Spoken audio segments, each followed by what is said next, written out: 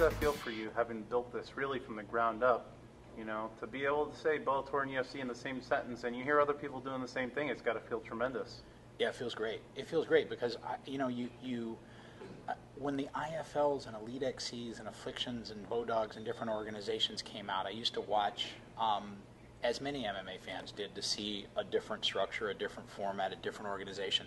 And I used to listen to the executives at those companies, and I would hear them, and it was obvious to me that they weren't or didn't appear to be true mixed martial arts fans. They didn't appear to really have any kind of a background in the space or have any kind of embedded connectivity to this game. It was just like, it almost seemed like a lot of them saw an opportunity, saw the success the UFC was enjoying, and said, wow, we should get into that business. So, you know, I look around today and I hear those comments, and I hear people mention the Bellator name in the same sentence with the UFC name, and talk about comparatives with fighters and brand and production and stuff, and it's great. It's great because I've watched the game since long before the large transition with the UFC happened. I watched the game when it was old school and pay-per-view, and the numbers were small, and I used to say MMA to friends, and they would be like, what's MMA? You know, and I'd say UFC, and nobody knew what the initials stood for, and this was a decade and a half ago. But you know, it's just, it's great to see the growth. There's a long way to go, but it's great to see the growth. Well, I think you guys are standing at a good point, you know, going forward. Last time Cage Junkie spoke to you, you mentioned that it was a goal of yours to take the show on the road a little bit, maybe some international travels. Yeah. Does this deal with Viacom make that closer to a reality? Well, really twofold. That's Freudian slip. The alliance with Viacom makes it more of a reality. I mean, they're one of the largest entertainment conglomerates on the face of the earth. You know, 600 million consumers worldwide see their content. You know, the brands include Paramount and Spike and Nickelodeon and Comedy Central and MTV and on and on and on. So that makes the ability to go into international markets, to make those introductions, to meet the right people in the right different regions, it makes it very doable, and it makes that transition much easier. But even more importantly than that, or not more importantly, but coupled with that, we just signed a 5-year deal with Fremantle. And Fremantle is the largest producer of content in the world. They do shows like X Factor and American Idol and The Price is Right and many others. So their focus for our business is going to be expanding the brand in international territories. They have offices virtually in every country around the world, and what they do is they take great content from the domestic United States, like Bellator, like X Factor, like Idol and others, and they distribute that content to the right TV partners in Poland, in the UK, in Spain, in Brazil, et cetera, et cetera. So that will give us great legs on the ground with people who legitimately understand how to place content and how to set the table so that we can ultimately not only do TV, but do live events too in territories all over the world. It won't happen quick. Since day one, I've been very cognizant of approaching this as a marathon, not as a sprint. And the reason we did a 5-year with Fremantle is because it takes time to do these things right. It takes time to set the foundation the right way. It's like, I mean, you know better than anybody. It's like a fighter. You get called with 8 days' notice for a fight, and you're scrambling. Somebody calls you and says, you got 90 days for this fight, and you figure, I could probably beat anybody in the world. It's just a different approach to what we do from a business perspective, but it's worked out well so far. Definitely. You know, we've seen you build this thing really. I mean, I keep saying it over and over, but it's, to me, one of the most impressive things that you really, this is your brainchild. You built this from the ground up. Are you guys going to introduce new weight classes coming into the next season? I don't know if you'll see them in season 6. Obviously, the only place we've got to go now would be 25.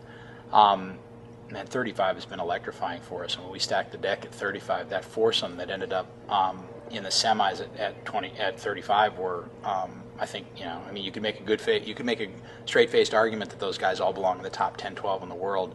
But I don't know when we're going to make a move to 25. I think it will come, but I don't know when we'll make the move.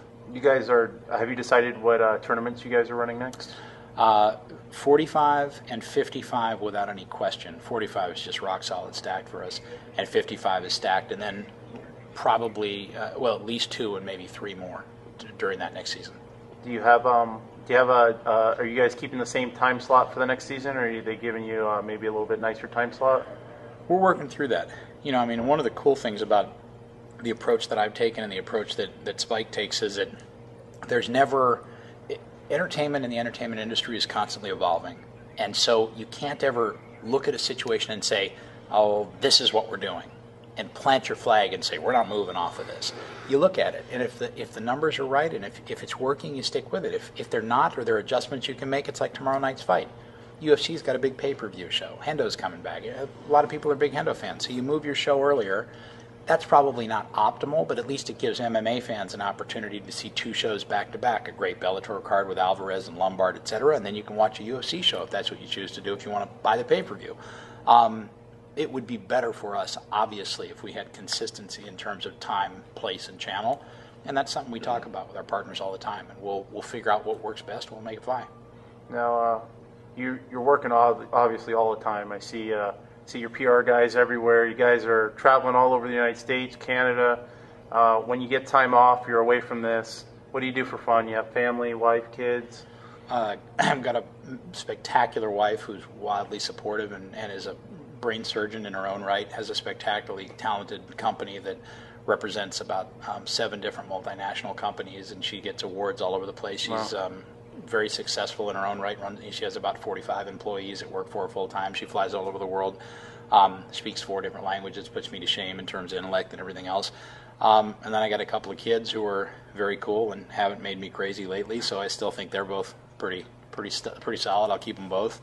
And I got a great Labrador and a cool cat, and life is not bad. What are you thinking, Disney World after the season's over? Boy, not even close, brother. The one thing I want to try to do is not get on planes. Oh, I hear that. When you're 90 days straight and you are doing nothing but getting on and off planes, I mean, during our season, I'm home maybe 4 to 5 days a month. So, it's just to be able to just literally go home, sleep in my own bed, and just go to movies with my wife and go out to dinner a few times, maybe even turn off the BlackBerry and the iPhone, both of which I carry constantly. That's a gift, brother. That's a dream come true. That's a dream come true. Listen, man, that's Christmas. You worked really hard for it, man, and I really, coming from a guy who fought for UFC, and I've been training in the sport since just before 2000, and I see a guy like you as one of the good guys, and I wish you all the success, and I think it's much deserved, all the success you're finding. I appreciate it. It means a lot. Very cool. Thanks, Bjorn. Very great pleasure to get talking to you.